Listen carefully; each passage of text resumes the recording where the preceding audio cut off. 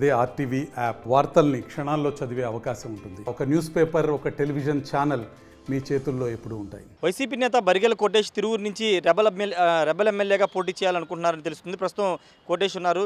మీరు తిరువూరులో పనిచేశారు, అక్కడ సామాజిక కార్యక్రమాలు చేశారు. ఇప్పుడు మీకు అక్కడ సీట్ రాకపోయిన నేపథ్యంలో ఇప్పుడు రెబల్ ఎమ్మెల్యేగా పోటీ చేసే అవకాశం ఉందా? డెఫినెట్లీ తప్పకుండా నేను పోటీ చేస్తాను. నేను రాజశేఖర రెడ్డి గారి అభిమాని. నేను రాజశేఖర రెడ్డి గారి ఆయన యొక్క అడుగుజాడల్లో, ఆయన యొక్క పరిపాలన ఇదిలో నా వంతుగా నేను ఆ రోజుల్లో ఎంతో సహకారం అందించాను.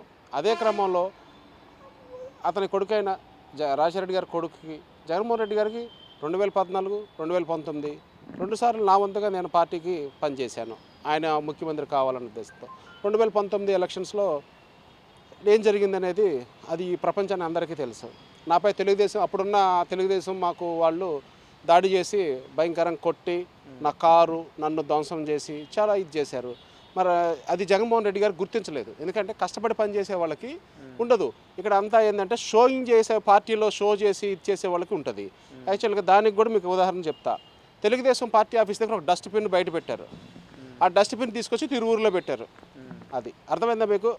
ఒక డస్ట్బిన్ తెలుగుదేశం పార్టీ ఆఫీస్ దగ్గర బయట పెడితే అది మా వాళ్ళు తీసుకొచ్చి తిరువూరులో పెట్టారు. అది ఇప్పుడు కంపు వాసన, దాంట్లో చెత్త చెదారం ఉంది.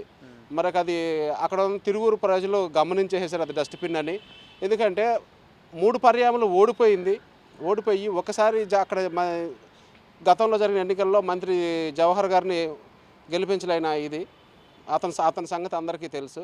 అతనికి టికెట్ ఇచ్చారు. అంటే ఒక డస్ట్బిన్ను పడేయకుండా తీసుకొచ్చి ఇంట్లో పెట్టుకున్నారు మా పార్టీ వాళ్ళు. అక్కడ మా పార్టీ వాళ్ళు చాలా వెరైటీగా ఉంటారు. నేను మా పార్టీ కోసం కష్టపడితే ఒకే ఒక క్వశ్చన్, నేను నిజంగా ఈ రాష్ట్రంలో జగన్మోహన్ రెడ్డి గారికి కూడా ఒకే ఒక క్వశ్చన్ అడుగుతున్నాను. నీ తండ్రి రాజశేఖర రెడ్డి గారి విగ్రహాలకి ఇంతవరకు అసలు అన్నా నీకు గుర్తుందా? ఆ విగ్రహాలంకా నువ్వు చూస్తున్నావన్నా? నువ్వు ఎంతసేపటికి నీ సీఎం అయ్యాను పదవిలో కూర్చొని నీ కుర్చీ చూసుకుంటున్నావు తప్ప నీ తండ్రి విగ్రహాలు నువ్వు చూసుకోలేదు. అయినా నేను ఆయన అభిమానిగా ఆయన విగ్రహాలు చూసి చలించిపోయి వాటికి రంగులేపిస్తే అక్కడ ఉన్న వైఎస్ఆర్ కాంగ్రెస్ నాయకులు కొట్టి చంపడానికి ప్రయత్నించారు. నువ్వేం చేసావన్నా? ఈ రాష్ట్రంలో వైఎస్ఆర్ కాంగ్రెస్ పార్టీ ప్రతి ఒక్క కార్యకర్త, ప్రతి ఒక్క నాయకులకి, మంత్రులకి, ఎమ్మెల్యేలకి, ప్రతి ఒక్కరికి నేను ఒకే ఒక క్వశ్చన్ చేస్తున్నాను. మీరు నిజంగా వైఎస్ఆర్ గారి అభిమానుల, వైఎస్ఆర్ పార్టీలో మీరు ఉన్నారా? మీకు అంటే వైఎస్ఆర్ గారికి పెయింట్లు వేయిస్తే వెంటబడి కొట్టిన వాళ్ళని వెంట్రుక ముక్క పేకలేని నాయకులు వైఎస్ఆర్ కాంగ్రెస్ పార్టీ నాయకులు. అంటే దీన్ని బట్టి వైఎస్ఆర్ కాంగ్రెస్ పార్టీలో ఎంత ప్రేమతో ఉన్నారని గ్రహించుకోవాలి. జగన్మోహన్ రెడ్డి గారు తన తండ్రికి విగ్రహాలకు పెయింట్ వేయిస్తే ఎగబడి చంపడానికి ప్రయత్నించారు. వీళ్ళ నాయకులు, వీళ్ళ పార్టీ నడిపించేది. వీళ్ళని నమ్ముకుంటే జగన్మోహన్ రెడ్డి గారు 2024లో 175కి ఎన్ని వస్తాయి అనేది ఆ ప్రజలు కరెక్ట్గా తీర్పిస్తారు.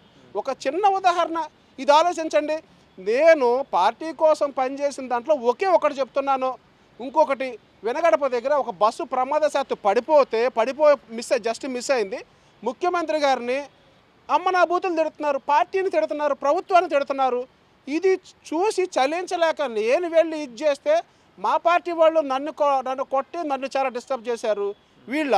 ఇంకొకటి చెప్తా, ఈ రాష్ట్ర ప్రజలకి నేను ఒకే ఒక్క మనవి చేస్తున్నా.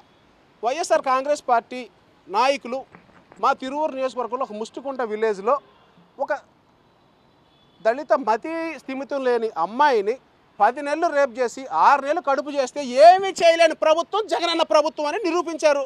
ఏమీ చేయలేదు అక్కడున్న నాయకులు. మరి దీన్ని బట్టి వైఎస్ఆర్ కాంగ్రెస్ పార్టీలో మరి దళితులకు రక్షణ ఏది? నేను దానికోసం ఎంతో పోరాడాను, ఎవరు పట్టించుకోలేరు. అంటే ఈ రాష్ట్రంలో దళితులని మీరు ఇప్పుడు రెబల్ ఎమ్మెల్యేగా పోటీ చేసి తిరువూరులో వైసీపీ ఓటు చీల్చాలనుకుంటున్నారా? సార్, వైసీపీకి నాకు సంబంధం లేదు సార్. దీంట్లో నేను వైసీపీ ఓట్లు చీల్చాలని కాదు, నా అభిమానుల కోసం నేను పోటీ చేస్తాను, నేను గెలుస్తాను. నా అభిమానులు ఉన్నారు. అంటే నా అభిమానులు అంటే రాజశేఖర రెడ్డి గారి అభిమానులు. వాళ్ళ ఇదిలో నేను ఒకడిని, ఆయన అభిమానులు నేను ఒకడిని. నేను అక్కడ పోటీ చేస్తాను, రాజశేఖర రెడ్డి అభిమానిగా పోటీ చేస్తాను, గెలుస్తాను. నాకు రాజశేఖర రెడ్డి గారు బొమ్మ పెట్టుకుంటాను.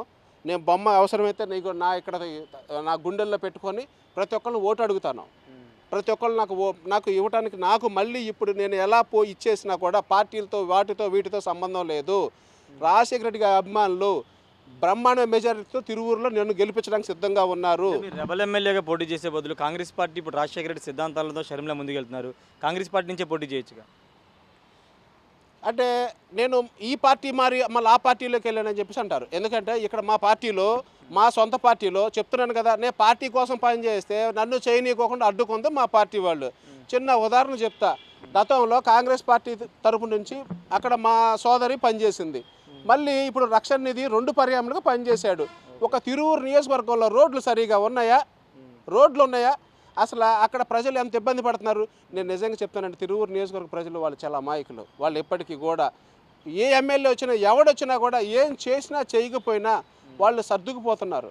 మళ్ళీ ఈ సర్దుకుపోయే గుణంతోనే రక్షణ నిధి మళ్ళీ పోటీ చేస్తానని వచ్చాడు. చూడండి అతను ఎంత ఇదో. అంటే ఆ ప్రజల్లో ఉన్న ప్రేమ అలాంటిది. అది నేనేం చెప్తానంటే అసలు ప్రధానమైన అభివృద్ధిలో భాగంగా రోడ్లు ఇంపార్టెంట్. అక్కడ అసలు రోడ్లు ఏమున్నాయి? నేను తిరువూరులో ఒక మెయిన్ రోడ్ అండి. అక్కడ ఏమవుతుందంటే బస్సు వెళ్ళాలంటే రోడ్ లేదు, అసలు ఒక అంబులెన్స్ వెళ్ళాలంటే హాస్పిటల్కి రోడ్ లేదు, ఏమీ లేదు. సార్ మీ యొక్క అక్కడ మీరు రిపోర్టర్ ఉంటారు కదా, వాళ్ళతో మీరు తీయించండి నేను చెప్పింది అబద్ధమైతే. ఏం అభివృద్ధి చేశారు? ఏం అభివృద్ధి అంటే దళితులకి అంటే ఈ మాకున్న ఈ ఇండియన్ కాన్స్టిట్యూషన్ ప్రకారం 6 రిజర్వేషన్ సీట్లు తప్ప నిజంగా పార్టీకి నాయకులకి ఎస్సీలు ఎస్టీలు బీసీల మీద ప్రేమ ఉంటే మళ్ళీ మాకు ఎక్స్ట్రా ఇవ్వమనండి. నేను ఒకటి విసురుతాను. అసలు ఈ భారతదేశంలో ప్రతి ఒక్క రాజకీయ నాయకులు ప్రతి ఒక్కరికి నేను ఒకే సవాల్ విసురుతాను. మీరు భారత రాజ్యాంగాన్ని అడ్డం పెట్టుకొని పంచాయతీ వార్డు మెంబర్ దగ్గర నుంచి మెంబర్ ఆఫ్ పార్లమెంట్ వరకు రిజర్వేషన్ ఉంది కదా? ఉందా? ఉంది. కానీ సీఎం పదవి ఎందుకు రిజర్వేషన్ లేదు మాకు ఇచ్చేయరు అంటే సీఎం మెయిన్ పదవులు వాళ్ళ దగ్గర పెట్టుకొని వీటికి మాత్రం రిజర్వేషన్ ఉపయోగించి మమ్మల్ని ఇచ్చేస్తారు. సార్ అంబేద్కర్ గారు ఏం చెప్పాడు? మాకు రాజ్యాధికారం వచ్చినప్పుడే మేము అభివృద్ధి అవుతామని చెప్తున్నాడు. మాకు రాజ్యాధికారం ఎవడిస్తున్నాడు? మా ఓట్లు వేయించుకుంటున్నారు. ఇప్పుడు తెలంగాణలో చూడండి, అతను ఏం చెప్పాడు చంద్రశేఖరరావు గారు? తెలంగాణ వస్తే దళితులను ముఖ్యమంత్రి చేస్తా అన్నాడు. మరి దళితులను ముఖ్యమంత్రి చేశాడా? సార్ ప్రతి ఒక్క రాజకీయ పార్టీలు దళితులను మమ్మల్ని వాడుకొని వదిలేయటం తప్ప ఏమీ లేదు. మాకు భిక్ష వేసినట్టు ఓన్లీ ఆ రిజర్వేషన్ ప్రకారం ఆ పదవులు ఇస్తున్నారు తప్ప అవి ఆమోదయోగ్యంగా లేదు, ఏదో పడేస్తున్నారు. అవి కూడా ఏంటంటే వాళ్ళ చెప్పుల కింద నలిగిపోయే వాళ్ళని పెంచుకుంటున్నారు. అంటే మీరు రెబల్ ఎమ్మెల్యేగా పోటీ చేస్తే రాజశేఖర రెడ్డి అభిమానంగా పోటీ చేస్తారంటున్నారు. కానీ రాజశేఖర రెడ్డి అభిమానులు ఇప్పుడు వైఎస్ఆర్సీపీలో ఉన్నారు, ఆయన మద్దతుగా ఉన్నారు, ఆ పార్టీకి ఓట్లు వేస్తారు. మీకు ఎలా ఓట్లు వేస్తారు అనుకుంటున్నారు? సార్ రాజశేఖర రెడ్డి గారి అభిమానులు మీరు ఎలా అంటారంటే టీడీపీలో కూడా ఉన్నారు, తెలుగుదేశం పార్టీలో ఉన్నారు, అన్ని పార్టీలో ఉన్నారు. సార్ అభిమానం వేరు. ఓటు వేయాలి కదా, మీకు ఓటు వేస్తారు. ఓటు అంటే ఇప్పుడు ఏదో చెప్తున్నాను సార్, అభివృద్ధి చేసే నాయకుడు కావాలి సార్. అభిమాని అయినంత మాత్రం కాదు, అభివృద్ధి చేయాలి, ప్రజల్ని వాళ్ళ చైతన్యవంతం చేయాలి, అక్కడ ఉన్న పరిస్థితులను అవగాహనతో ఉండాలి. నేను ఇప్పుడే తిరువూరు ప్రజలకు ఒకటే మీ ద్వారా తెలియపరుస్తున్నాను. మీరు ఇన్నాళ్ళు ఇబ్బందులు పడ్డారు, నేను గ్రహించాను.